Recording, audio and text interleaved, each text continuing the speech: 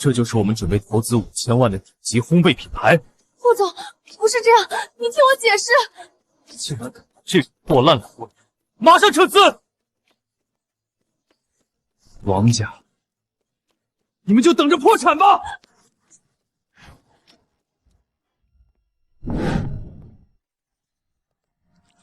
娇娇姐，店里不能带重口味的食物进来，会影响面包的香气。少废话，把那个星空给我切了，我带朋友喝下午茶。这个不行，这是客人提前半个月订购的婚单，马上就来取了，那就让他明天再来。这铺子都是我家的，我吃蛋糕还要挑日子。娇娇，看来这房东千金说话也不管用啊，一个打工的都敢拦你，你算什么东西？也敢教训我？娇娇姐，这单客人付了全款的，一个破蛋糕9999，怪不得当保护着，我倒要看看后厨还藏了什么。娇娇姐，棚屋是恒温无菌区，没穿防护服真的不能进。装什么高级？给我挤开！串，德国原装防尘门，踹坏赔2万。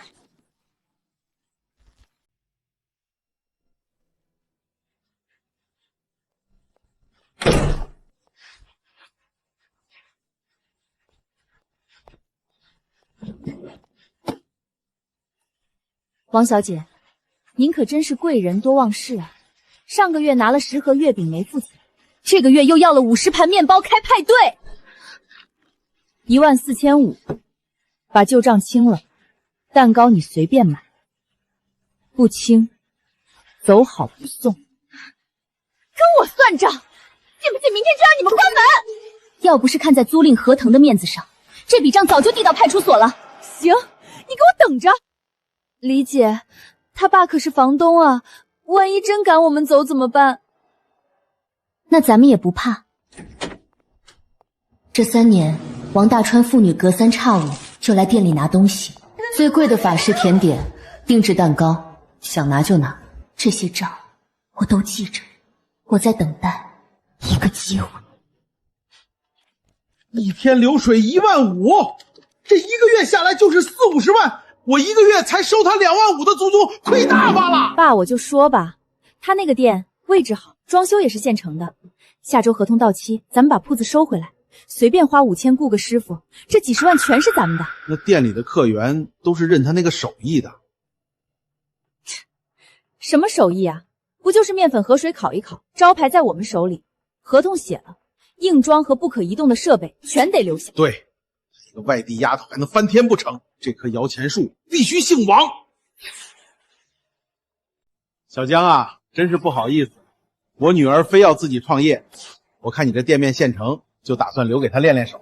王叔，我经营这家店5年才积攒稳定客源，您只凭一纸合同就要把店内熟客钻系一并划分走吗？那又怎么样？合同第4条写的清清楚楚，退租时所有硬装和不可移动的设备一律不得拆除。听懂了吗？这柜子、这灯，还有后厨那些嵌在墙里的德国进口设备，现在都姓王。你们不仅要铺子，还要强吞我的设备。江离，离了这间旺铺和那些设备，你就是个摆地摊的，你拿什么跟我们斗？好，按合同办事。15号之前，我会搬走。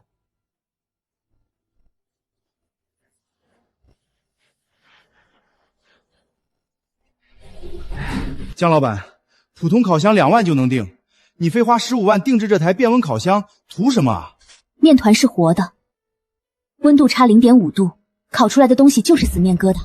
李姐，合同写了不可移动的设备不能带走，那可是当初你砸了全部身家定做的，就这么白白留给他们了。他们以为这台烤箱是嵌死在墙里的硬装，其实只要拔掉固定书，它就能随时推走。他们以为抢走个精装后厨就能赚钱，根本不知道没有这台烤箱的动态调温，烤出来的全是飞渣。姐，你的意思是？旺铺留给他们，这台烤箱我会当着他们的面光明正当的推走。陈叔，15号上午10点，带你最好的团队过来。上午10点，那不是房东收铺的时间吗？你当着他们的面办？对，我要光明正当的推走。那烤箱那么大，万一他们拦着说你破坏硬装怎么办？我有全套购买凭证，拔了固定销就能推走，根本不算硬装。陈叔，带3个高清运动相机过来，从进门到装车，全程无死角录像，连一颗螺丝钉的借口我都不会留给他们。3万块的搬运费，加上新店的启动资金，我手里的现金根本租不起任何一个正规商铺。我需要一个空间足够大且租金极低的地方，只要能放下我的烤箱，哪里都能烤出最好的面包。对，月薪5000，包1顿午饭，什么法式酸种，你就说你会不会烤面包吧。现在的打工仔真把自己当盘菜了，还挑3拣4的。怕什么？3条腿的蛤蟆不好找，2条腿的面包章满大街都是。等下周他一滚蛋，咱们直接换个王记麦香的招牌。后厨那套顶级设备都是现成的，随便找个学徒按按开关，这几10万的流水还不是手到擒来？李姐，王娇娇在打电话招人了，他们连招牌都不打算换，就想直接顶替咱们。他们顶？可是客人都认咱们的牌子啊，万一他们用劣质材料砸了招牌怎么办？烘焙从来不是靠一块招牌或者随便买点面粉，面团对温度和湿度的要求极其苛，只有我那台定制烤箱的动态温空曲线才能烤出完美的口感。没有那台烤箱，王家就算用最贵的面粉，烤出来的也是外焦里生的垃圾。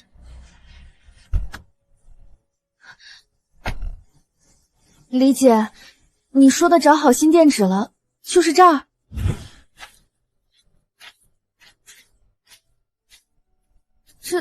这连个人影都没有，怎么做生意？只要味道在，客人就会自己找上门。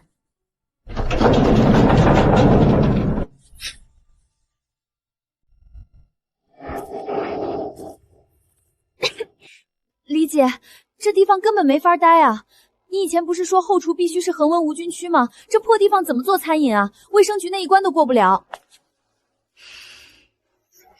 你感觉到了什么？感觉到霉味吗？风，这是川塘风，这里靠近江边，自然风带进来的湿度常年稳定在70%左右。以前在市区，我们要花几10万装空调和加湿器来维持恒温恒湿，但在这里，大自然已经帮我们做好了最完美的防尘。我们只需要花几千块，在烤箱外面搭一个防尘玻璃屋，就能达到无菌标准。我要在这里建一座真正的烘焙工厂。江老板，看完了吧？这地方虽然破，但面积大呀。租金多少？租金便宜，1个月5000，但必须签3年，押1付12。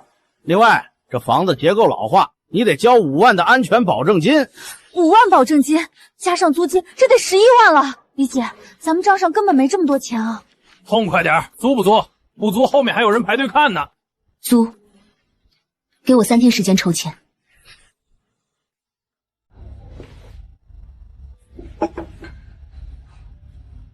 小江，我听小袁说，房东要把你们赶走。合同到期了，我找了个新地方，但资金还差8万。这里有10万，密码是6个8。齐阿姨，这不行，这钱我不能要。我孙子挑食严重，这3年只吃得下你烤的软欧包，你那手艺，江城找不出第2家。这钱算我提前充的 VIP。齐阿姨，谢谢你。您放心，只要我的烤箱还在，麦香的招牌就倒不了。爸，你看网上这种冷冻面团，批发价才5毛钱一个。江里以前用的面粉一袋就要200多，这成本省下来全是纯利润啊！还有这商用烤箱，二手的才500块钱，江离非要花15万买什么定制款，简直是脑子进水了。他懂什么做生意？做生意就是控制成本。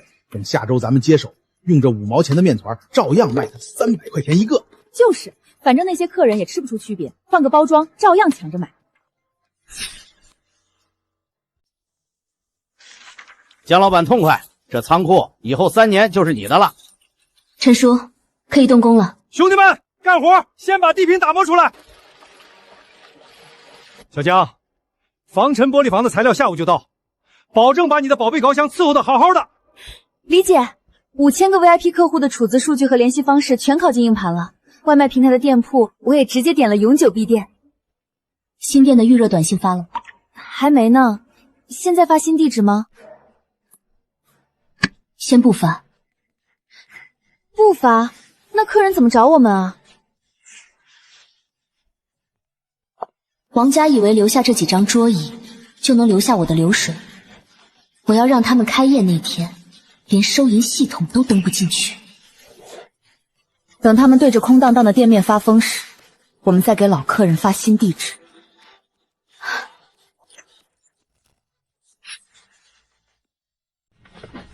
哟，连个破打灯器都要搬走，江离，你这是穷疯了吧？这种破铜烂铁卖废品能值几个钱？这是德国进口的螺旋和面机，我花钱买的，哪怕砸了听个响，也不会留给你们。哎，这柜子你们也搬？这可是店里的门面。合同上写的是硬装不准动，这些展示柜是我自己掏钱买的独立家具，我带走自己的东西，有问题吗？江离，你这是要把店搬空啊？你把柜子都搬走了，我们下周拿什么摆面包？你们不是喜欢控制成本吗？进口防务展示柜4万5，德国螺旋和面机3万8，这些破铜烂铁加起来快10万了。你们王家这么会算，怎么不自己去买它？4万5，就这2个破玻璃柜子。哎呦，10万块的东西啊，就这么让你搬走了？你真是心太黑了！你把东西都搬空了，我们这店还怎么开？想开店，自己去二手市场淘啊。行，你搬，前厅的东西你随便搬，但后厨那台嵌在墙里的烤箱，你今天要是敢动一下，我就报警抓你。王叔，您放心，我绝对不破坏您1寸墙皮。小江，新电车停好了。你们干什么？谁让你们进来的？上午10点，时间刚刚好。王叔，我今天带走的是我在这家店里的最后一样东西。陈叔，拔销子。你敢？那是装！你敢拆我就报警！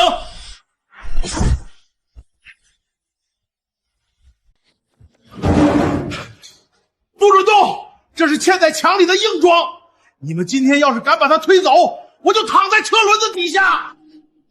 王叔，看清楚了，这是独立财产公证书，它有独立的底盘和万向轮，不属于房屋附属物。你再拦一下，我就告你非法侵占他人财产。一个破烤箱而已，你至于搞得这么绝吗？破烤箱，这是为德国原装进口的变温烤箱，它能实现0.5度的动态温控，没有它，那么大的面疙瘩根本烤不熟。吹什么牛？不就是个加热的铁皮箱子吗？能值几个钱？15万，还不算海运费。15万！陈叔，推走。嗯。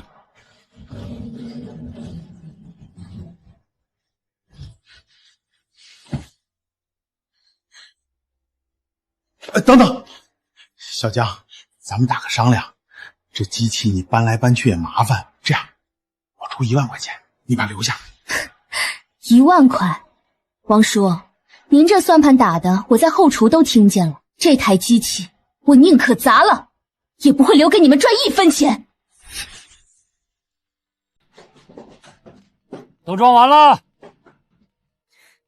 搬走就搬走，有什么了不起的？我明天也去买一个，照样开业。买新的，这台机器是德国厂家根据小江的配方专门定制的。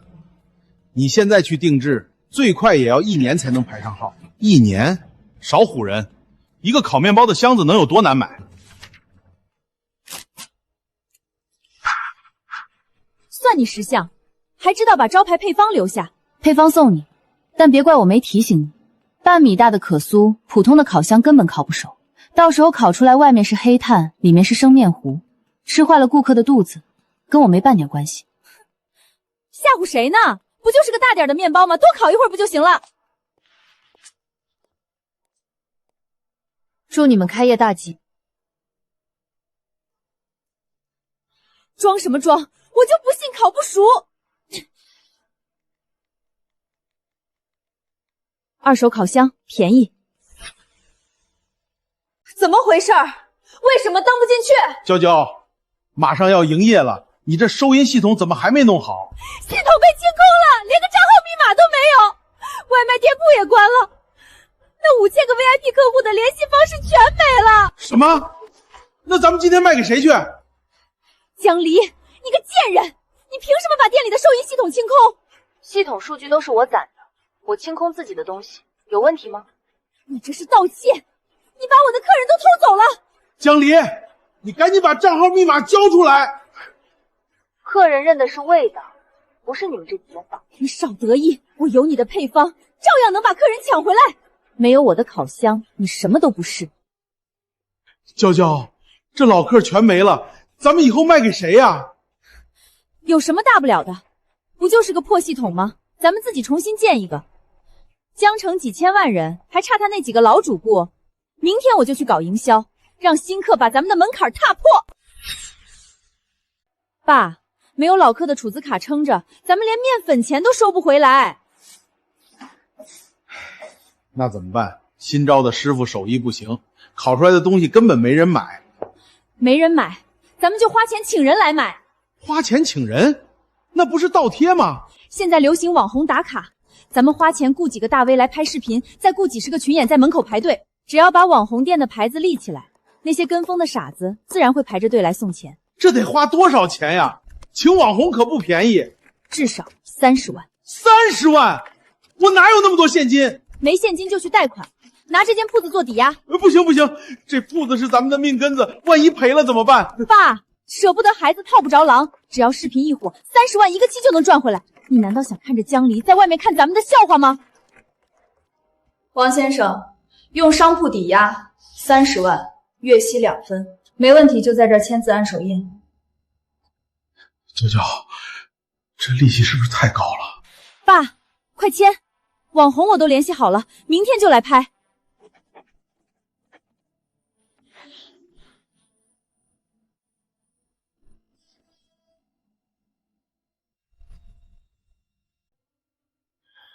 王老板，这二手货里面的温控主板全老化了，温度根本不准，而且还有漏电的风险。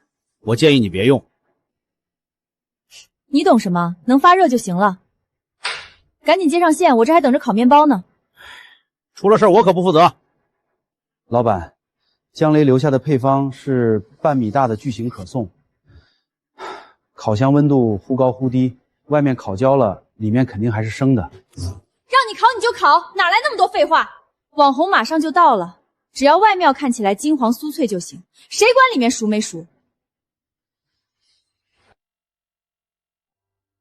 李姐，咱们这玻璃房虽然在废墟里，但比市中心的5星级厨房还要干净。做餐饮，环境和设备是底线，只有最苛刻的温控，才能对得起最好的食材。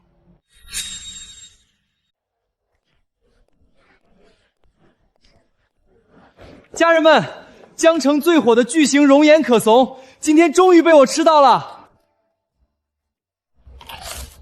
哇，太酥脆了，简直是神仙美味！这什么味儿啊？一股劣质黄油的酸味儿。老板，这可颂里面根本没熟，全是死面。闭嘴！他们就是来拍照的，谁真吃啊？只要视频发出去，咱们就等着数钱吧。虚假的流量一戳就破。按照这些地址，把试吃装和地图送给咱们的核心 VIP。他们真的会为了一个面包跑到这荒郊野外来吗？只要他们吃下一口，就一定会来。霍总，海外投资方史密斯团队下午2点到。我们考察了半年的麦香烘焙，下午茶安排了吗？安排了。史密斯对这个品牌很感兴趣，点名要吃招牌巨型可颂，亲自去买。这5000万能不能投给香，就看今天这口面包了，绝不能出差错。明白。老板，这可颂的颜色怎么不对？底部都烤焦了。这叫美拉德反应，新式法式烘焙法，懂不懂啊？这黄油的味道也不对。没有天然乳长的清香，倒像是一股劣质香精味。你胡说什么？我们用的都是进口顶级黄油，你到底买不买？后面还有几十个人排队呢。给我包一个，包装要最好。以前那个姓姜的老板呢？我上个月来考察，手艺可不是这样。我才是这家店的正宗主理人，他手脚不干净，早被我开除了。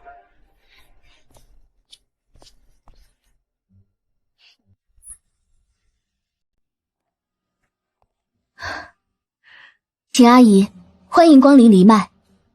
小江，你这手艺绝了，比以前在市中心烤的还要好。这里的湿度更适合起酥，您尝尝。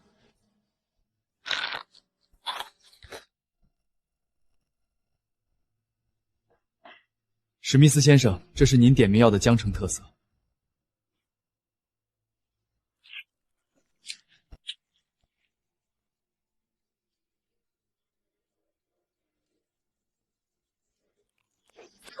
Oh my god！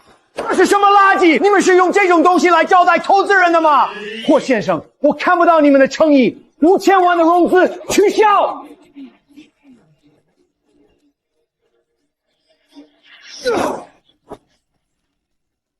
去查这家店现在到底是谁在管？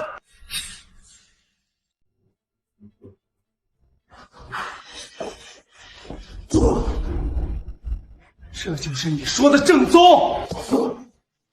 外面烤成焦炭，里面全是死面，差点崩断了我们贵宾的牙。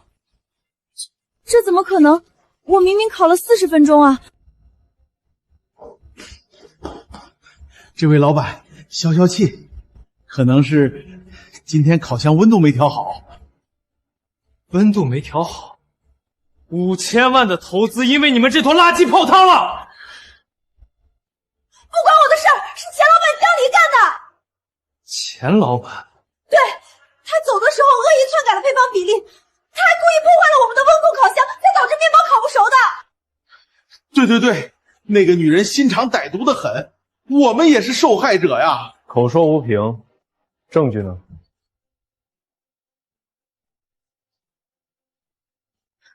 你看，这就是他走之前把我们嵌在墙里的定制烤箱硬生生挖走破坏的证据。我会去查清楚。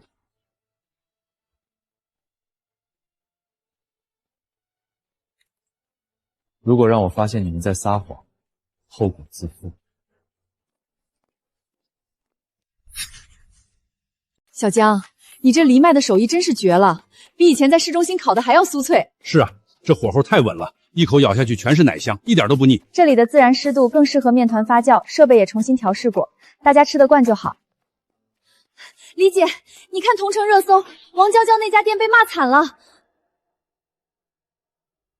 没有金刚钻，非要揽瓷器活，他自找的。5000万啊！刚才那个助理说那是5000万的投资，就因为你烤的这堆破石头全飞了。我怎么知道破烤箱温度不准？我都烤了40分钟了。不怪你怪谁？非要贪便宜买那个二手破烂，现在好了，金山银山都被你做没了。都怪江离那个贱人，有5000万的投资，他竟然藏着掖着不早说。要不是他把好设备挖走，这5000万早就是我们的了。阿飞，明天帮我拍个视频，我要曝光江离，他现在躲在东郊的垃圾堆里做黑心面包，我要让他身败名裂。家人们，谁敢信啊？市中心卖几十块一个的高端可颂，竟然是在这种连狗都不来的垃圾堆里做出来的！看看这环境，这卫生条件，这哪里是做面包，这简直是做毒药啊！家人们，避雷藜麦，千万别拿自己的命开玩笑。李姐，那个叫阿飞的网红发了视频，现在同城热搜第一，他们凭什么这么说？我们明明花了几万块建了无菌玻璃房。不行，我要去评论区骂死他们，把我们的无菌室照片发出去。别回。可是李姐，再不解释，我们的招牌就彻底臭了。现在出去解释，只会被当成狡辩。等子弹飞一会儿，让他把话说绝。跟我斗，江离，我看你这次怎么死。作为前同行，我实在看不下去了。食品安全是底线，这种黑心作坊就该被查封。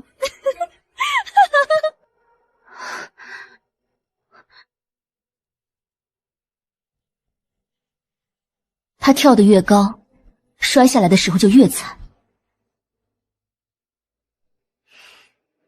李姐，我听你的。去把发酵箱的温度调低0.5度，准备做下一批面团。喂，张总，不是的，网上的视频是恶意剪辑。喂，李姐，面粉供应商张总说怕我们出事连累他们，要求立刻结清尾款，以后不再供货了。是昨天刚订了10个巨型可隆的新客，要求退单。退，所有要求退单的，一律全额退款，一句多余的话都不要说。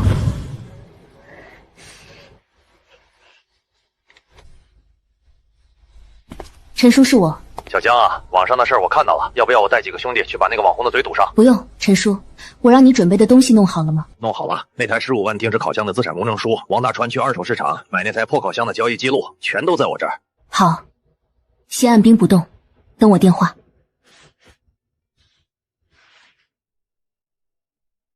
家人们，感谢大家对麦香的支持，我们麦香一直坚持用最好的设备，绝对不像某些行业毒瘤躲在垃圾堆里赚黑心钱。今天直播间福利，巨型可松买1送1，只要39.9。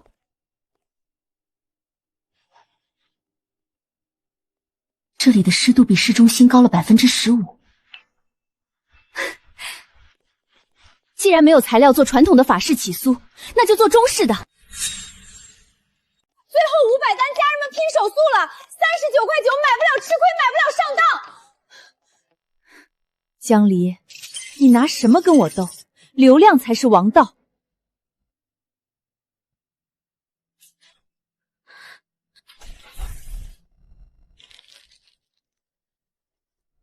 天哪，李姐，这是什么？这是只有在这个仓库的湿度下，配合我的定制烤箱才能烤出来的艺术品。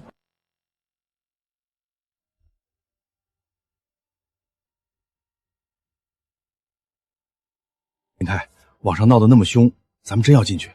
网上的喷子懂什么叫好东西，我只相信我的舌头。江离，林太太、李哥，你们来了。小江，这是新品，尝尝看。这口感绝了，比你以前做的所有东西都要好。我也尝尝。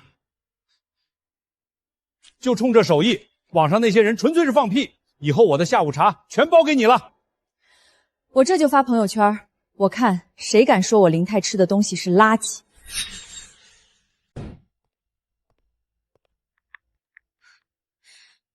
水军怎么还没把词条顶上去？我再加2万，必须让黎麦黑心作坊上全国热搜。又砸2万，这几天赚的钱全让你拿去买水冰了。爸，你懂什么？只要把江离彻底踩死，江城的烘焙市场就是我们的天下。舍不得孩子套不着狼，我要让他永无翻身之日。李姐，他们连你以前的学校都扒出来了，说你偷了别人的配方才被赶出来的。随他们说。可是热搜已经前10了，再不反击，我们就真的完了。急什么？他现在爬得越高，等一下摔下来的时候，骨头就碎得越彻底。我真的太委屈，家人们，江离不仅偷走了我们家的祖传配方，现在还躲在垃圾堆里做毒面包害人。我站出来曝光他，就是不想让更多人受害。大家一定要擦亮眼睛啊！小江，你要的东西我全弄到了。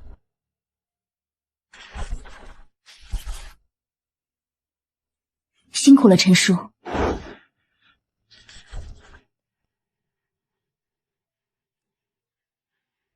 证据齐了，是时候收网了。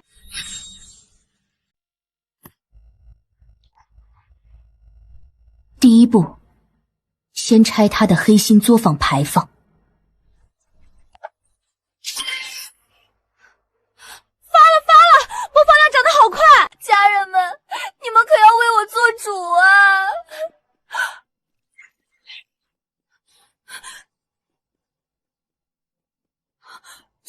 这不可能！他哪来的钱搞这些？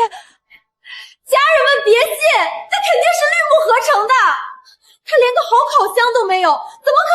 好东西。不见棺材不落泪。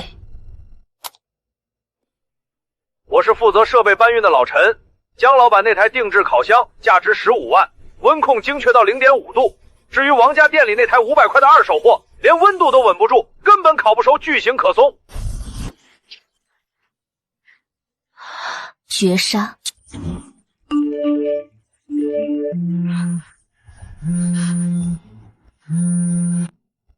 喂，什么？退单？全部退单？网红阿飞把视频删了，还发了道歉声明，说被你骗了。现在网友全在骂我们。我林泰吃遍了全球的米其林，江老板这手艺绝对是顶级的。你们看看这无菌室，比我家的厨房都干净。我孙子吃江老板的面包吃了3年，从来没拉过肚子。网上那些人就是眼红人家手艺好，故意泼脏水。我就说嘛，那面包怎么吃着一股酸味儿？原来是用工业酵母糊弄人，把人家真正的手艺人赶走，自己搞些歪门邪道，现在遭报应了吧？退钱！你们这黑心店用的全是劣质材料，我孩子吃了都进医院了。对，退钱，不然我们就去卫生局举报你们。你们别听网上瞎说，我们的东西没问题。没问题，你自己咬一口试试，这硬的能砸死狗。别砸了，别砸了，我们退钱。李姐，我们的订单爆了，林太太朋友圈引来了好多新客，大家都说要来尝尝爆米花馒头。至于王家，他们的报应才刚刚开始。准备备料吧，明天有的忙了。王大川，鉴于你们使用过期原料和违规添加剂，现处以5万元罚款，并停业整顿3天。不就5万块钱吗？等风头过去了，我们搞个买1送2的活动，几天就赚回来了。你还嫌不够丢人吗？现在全江城都知道我们是黑店，谁还敢来买？那也不能就这么认输，只要我们能弄到江林的新配方，照样能翻身。霍总，您之前关注的麦香烘焙坊，原老板江离在东郊废弃仓库重新开业了，在废仓库里建无菌室，有点意思。接手麦香的王家因为使用劣质原料，今天刚被卫生局罚款停业。借力打力，一击致命，这个江离比我想象的还要聪明。李姐，爆米花馒头的订单已经排到下周了，连隔壁市的客人都打电话来问能不能顺丰冷链。冷链不接，这种爆米花馒头离开这个仓库的湿度，口感就会打折扣。那得少赚多少钱啊？我们卖的是手艺，不是噱头，砸招牌的钱1分都不能赚。老李啊，就借2万，我下个月肯定还你。喂，30万的商业贷款马上就要还利息了，现在连亲戚都躲着我们走。要不是江离把烤箱挖走，把 VIP 数清空，我们能落到这个地步吗？烤箱是他的，数据也是他的，这话还要我说几遍？是你自己贪便宜。就是这家吧，用发霉黄油吃出肠胃炎那个黑店，早该查封了。听说老板女儿还买水军造谣别人，真是恶心。阿飞，你凭什么删视频？我可是给了你钱的。姐，我账号都被网友冲烂了，你给的那点钱还不够我掉粉的，以后别联系了。江离，你别想好过，我一定能找到人破解你的配方。霍总，这是黎麦最近1周的销售数据，那个爆米花馒头已经成了现象级爆款。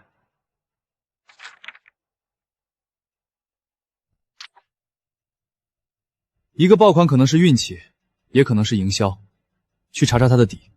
我要看看，剥开这层网红的外衣，它到底有几斤几两。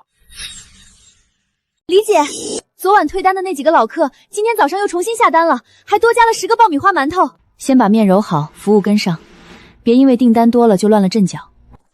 您好，黎麦烘焙啊，您确定只要最基础的原味可从，不要我们的招牌爆米花馒头吗？对，只要50个最基础的原味可颂。明早7点，我派人去取。李姐，这人好奇怪，大老远跑来居然只点最便宜的基础款。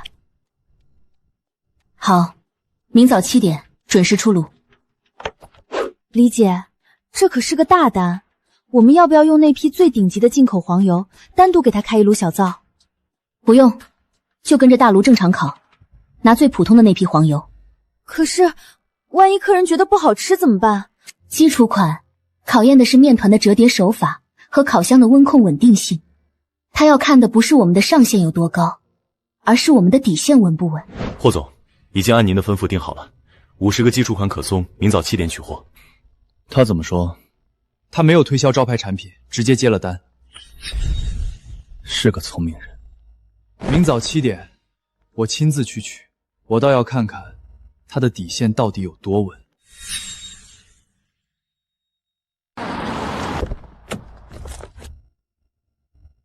霍总，这里连车都进不去，环境确实太简陋了。路不好走，您跟我走3-4分钟就到。这个位置比市中心差太多了。您先尝一口面包，再判断也未迟。下午3点的穿堂风能让这里的湿度精准降到65%，最适合起酥。你连自然风向和微气候都算进去了。做烘焙，温度和湿度就是生命。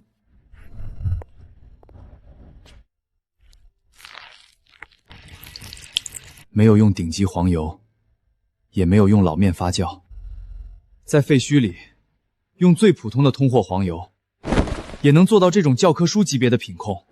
面团是活的，只要懂它的脾气，普通的黄油也能起酥。你卖的根本不是什么祖传配方，你卖的是对温度和湿度绝对的控制力。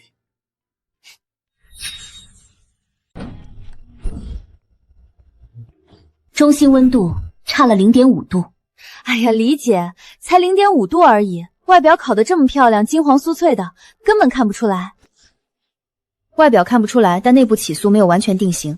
这炉可松全部降级处理，送去给隔壁农场当猪饲料。李姐，这可是50个，好几千块钱呢。你看，客人吃着也是酥的，谁会拿温度计去量啊？差0.5度。稍微放置后，内部就会塌陷，口感发黏。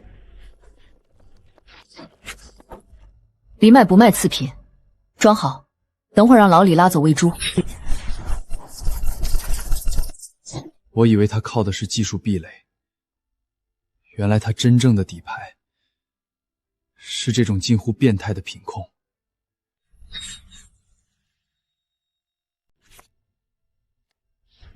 重新认识一下。广创集团，霍婷。霍总大驾光临，不只是为了买50个基础款可东吧？5000万买你这个人，我们合作把藜麦做成全国连锁。5000万，霍总的胃口不小。但资本要的是规模和效率，供应链必须走广创的己材，全部换成冷冻面团，统一配送。只要砍掉手工环节，利润至少能翻2倍。半年内我就可以让藜麦开遍全国。不知江老板意下如何？冷冻面团，加了防腐剂和改良剂的工业垃圾。我的品牌绝不用冷冻面团，原材料的一票否决权必须在我手里。本地农场的特供麦子绝对不能换。答应这个条件，我们再谈，否则出门左转。成交。我要的就是你这块砸不烂的招牌。明天我会让法务带着合同过来。5000万，江离，你休想拿到这笔钱，我得不到的，你也别想得到。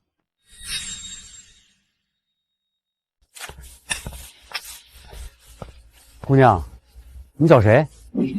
李叔，我今天是特意来提醒您的，江离马上就要拿广创集团5000万的投资了。那是好事啊，小江生意做大了，我们这麦子也能多卖点儿。李叔，您太天真了，资本家都是要利润的，广创已经要求他全部换成便宜的工业面粉了。不可能，小江跟我签了合同的，说好只用我们农场的有机麦子。合同算什么？在5000万面前，你们这些老实农户随时可以踢开。他现在就是拖着你们的尾款，等投资一到账，立马翻脸不认人。江离，你给我出来，把尾款结清！李叔，你们这是干什么？尾款不是下周才结吗？少废话！你们攀上高枝了，要用便宜货了，我们不伺候了。今天必须结钱，以后断绝合作。李叔，没有你们的特供麦子，我们明天的爆米花馒头根本做不出来啊！以后1粒麦子都不卖给他。李叔，给我5分钟。5分钟？你就是给我5天，我也不会把麦子卖给你们这些没良心的资本家。江老板，广创的法务团队带到了。这是要干什么？要拿律师吓唬我们老百姓吗？李叔，您看清楚，这是黎麦和广创集团的投资协议，我拒绝了广创的集采。协议上白纸黑字写着，黎麦原材料的一票否决权在我手里，只要我江离还在黎麦1天，你们的农场就是我们唯一的面粉特供商。小江，这都是真的啊？李叔，我江离做生意从来不砸自己的招牌，更不会砸大家的饭碗。对不住啊，小江，是我们老糊涂了，听了别人的挑拨。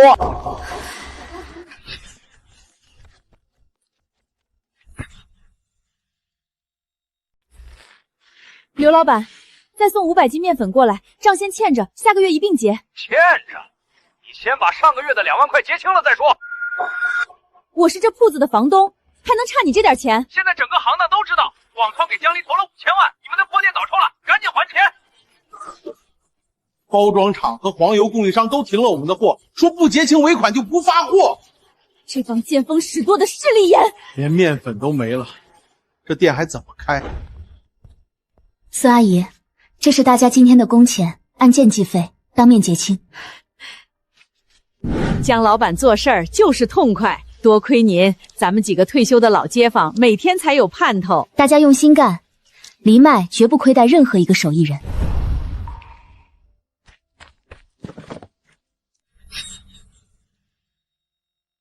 我想看看能让我投5000万的品牌背后到底长什么样。我们卖的不是面包，是这些一颗颗剥出来的诚意。机器打出来的栗子泥口感是死的，手工剥出来的有颗粒感，这是机器做不出的味道。资本追求效率，但效率往往会抹杀个性。老板，我们虽然不懂什么大生意，但我们知道好歹。江老板带来的客人嘴巴刁得很，吃得出好坏。他不让我们用一点坏果子，我们也不能砸了他的招牌。我一直以为藜麦的价值在于你的配方和温控技术，现在我明白了，这条流水线真正值钱的是对细节和品质的追求。大家对细节的坚持，才是任何流水线都替代不了的。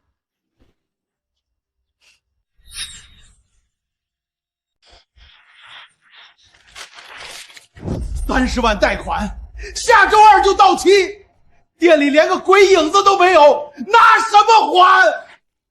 爸，你慌什么？铺子位置这么好，找个接盘的还不容易。现在网上全在骂我们，谁敢接手？只要利润够高，多的是人愿意闭着眼睛往里跳。陈总，您可算来了。王小姐，网上都说你这铺子风水不好，大名鼎鼎的江老板在这儿都做不了，我接手能赚钱？那是他自己没本事，不懂经营。陈总，这可是江林当年留下的核心配方，您接手铺子，这配方白送，照着做，稳赚不赔。配方是真是假，光看字儿可没用。明天上午，我带个懂行的师傅过来，按你这配方当场烤一炉。没问题，真金不怕火炼。味道对了，连铺子带配方，我出50万接了。你哪来的配方？江离走的时候连张纸都没留下。他以前做面包的时候，我偷偷记下的，面粉多少克，水多少毫升，我都写得清清楚楚。能行吗？万一烤出来不对味儿呢？照葫芦画瓢，还能烤出花来不成？明天这50万，我要定了。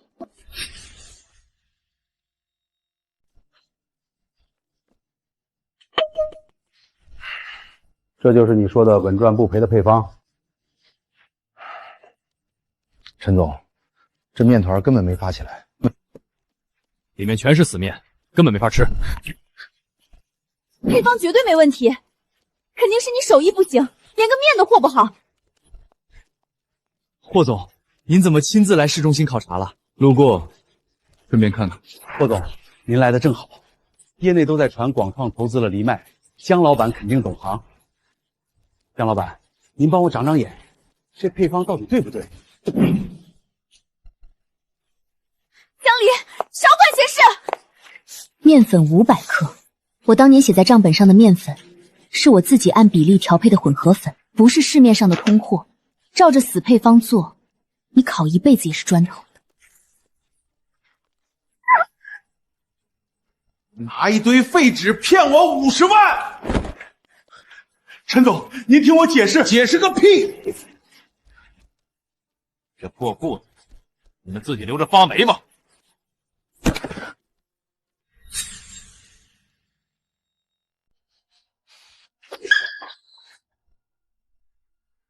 这个蠢货，在唯一的接盘侠也被你气跑了。我怎么知道他连面粉都要自己调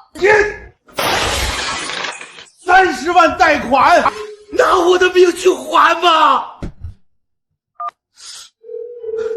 喂，李经理。王先生，我们接到举报，您涉嫌用虚假商业机密进行欺诈交易。误会，这绝对是误会。我们只是在谈转让，没有欺诈。李经理，您再宽限1周，我肯定能把铺子卖掉，马上还钱。抱歉，您的信用评级已降至最低，明早9点，我们将启动查封程序。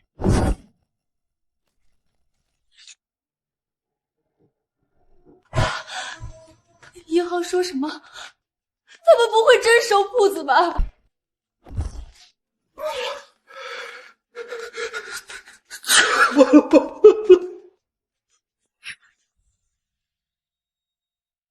二舅，您看能不能先借我5万周转一下，就5万。大川啊，你那店在网上闹成那样，我这钱借出去怕也回不来呀。二舅，网上的都是谣言，我这铺子位置好，马上就能转手卖个高价。行了行了，我这还忙着呢，挂了啊。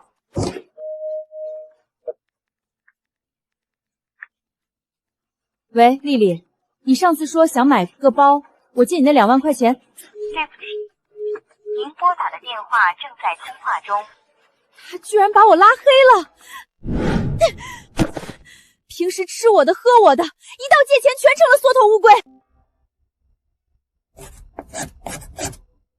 大伯不接，三姑不接，老李也不接电话。爸，连亲戚都不接，我们还能找谁？30万贷款，明天就到期了。我们现在是1分钱都借不到了。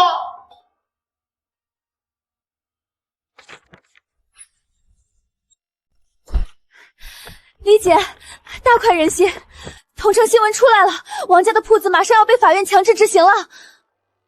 意料之中的事，他们活该，谁让他们当初那么欺负你？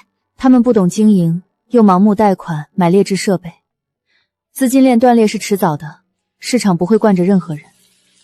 市中心那个位置，商业价值很高。咱们过去看看吧，正好能看到他们被赶出来的样子，多解气啊！我们的战场在烤箱里，不在别人的笑话里。他们曾经拿那间铺子压我，逼我走投无路。现在那间铺子也压回他们自己身上了。王大川，您的抵押贷款已经进入执行程序，我们按规定对这处房产进行临时管控。你们凭什么封我们的店？我马上就能找到投资人。妨碍公务是要承担法律责任的，请你们立刻收拾私人物品离开。别说了，你想被抓进去吗？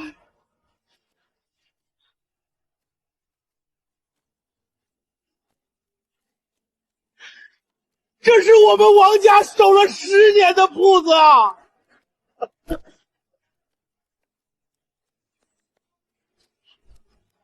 他以为把我们搞破产就算赢了，光脚的不怕穿鞋的，我绝不会放过他。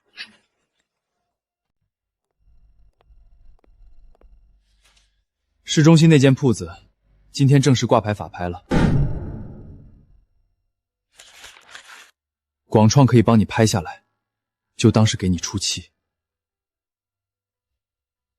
我不要出气，我要把它全砸了，做成江城第一个全透明烘焙实验室，把所有的机器、面粉、发酵过程全暴露在阳光下。全透明，那相当于把商业机密全亮给对手。真正的核心技术，不是藏在保险柜里的配方表，是即使我把每一步都亮出来，他们也学不会的火候与良心。好，广创陪你玩把大的。图纸我已经画好了，只要铺子拿下，马上就能动工。法拍的事交给我，你只管准备你的实验室。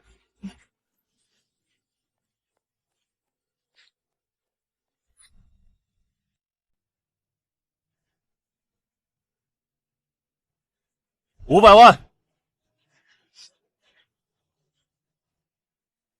，500万成交。500万啊，就这样没了。广创肯定是江离那个贱人让霍婷干的。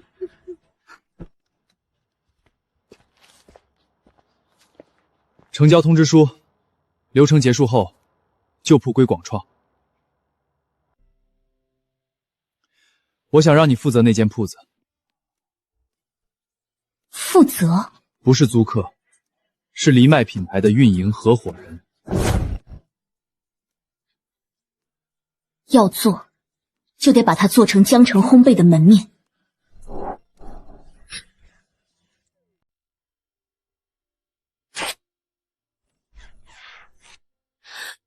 李姐，我们真的回来了。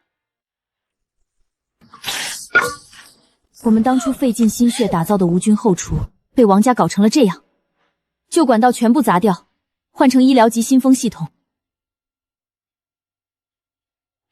当初我是被逼走的租客，今天我是带着行业规矩回来的主人。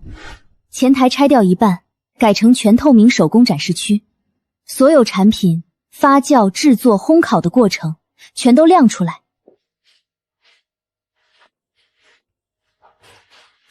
放心吧，江老板，这次按最高无菌标准来。在这里没有任何遮羞布，你们的每一个动作都在客人的眼皮底下。被糟蹋过的地方，不代表不能重新开始。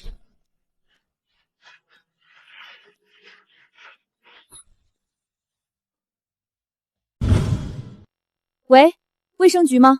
我要实名举报黎麦烘焙。我亲眼看见的，江离在后厨藏了违禁添加剂。爸，你就等着看他被抓进去吧。各项指标全部合格，没有发现违禁品。不可能！你们砸开那根柱子，里面有暗格。图纸上没有暗格，你怎么知道里面有？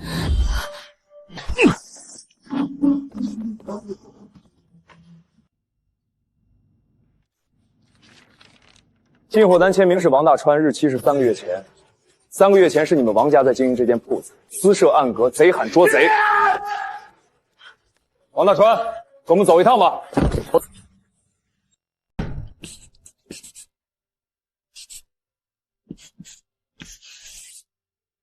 保证客人进门刚好能看到面团进烤箱。李姐，全透明的话风险太大了，万一火候没掌握好，烤糊了一炉，客人都看得清清楚楚，到时候被人拍下来发到网上，太影响声誉了。糊了，就当着所有客人的面直接扔进垃圾桶。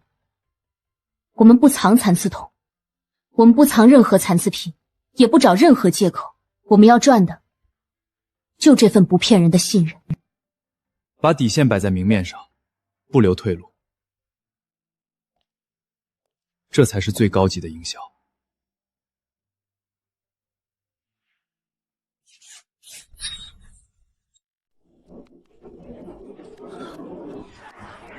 连指甲缝都检查，这才是干干净净的面包。家人们谁懂啊？这简直是强迫症的喜因。刚出炉的招牌可从，前排号码牌500块一个，不用排队直接拿。藜麦实行实名制点单，所有高价黄牛号一律作废。你凭什么作废？我花钱雇人排的。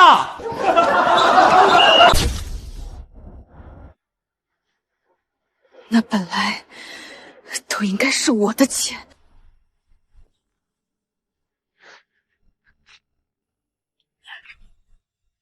现在宣布，藜麦入选市级食品安全与品质示范项目。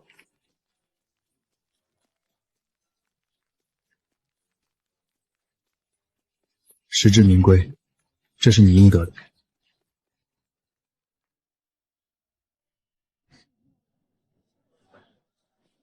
这位女士，今天店里有活动，请不要门口逗留。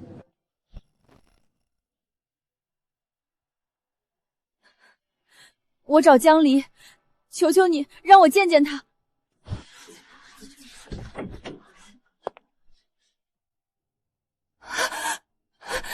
江离，我爸被拘留了，这是谅解书。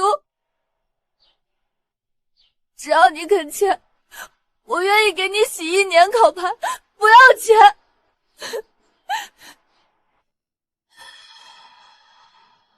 法律怎么判，我怎么认。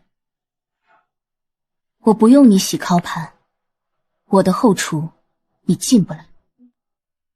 我要你记住，做食品、良品，良心坏了就得付出代价。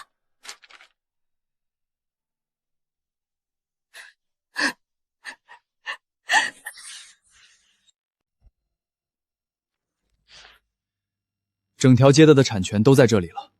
李姐，我们现在是这条街最大的房东了。以前总怕被赶走，每天提心吊胆，现在终于可以给这些手机人一个安稳的家了。江老板，这么好的铺面，我那点手工钱哪交得起租金啊？孙阿姨，这铺子免租，以后您不用在村子里拨板子了。江总，那我们的租金1分不涨，但规矩还是那个规矩，东西必须干净。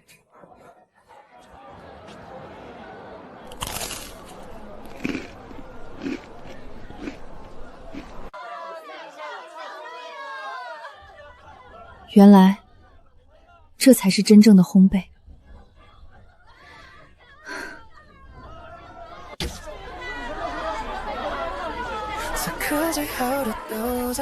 买下整条街的感觉怎么样？几个月前，房东收铺，我以为我失去了一切。今天我们买下整条街，是为了把真正的烟火气留下来。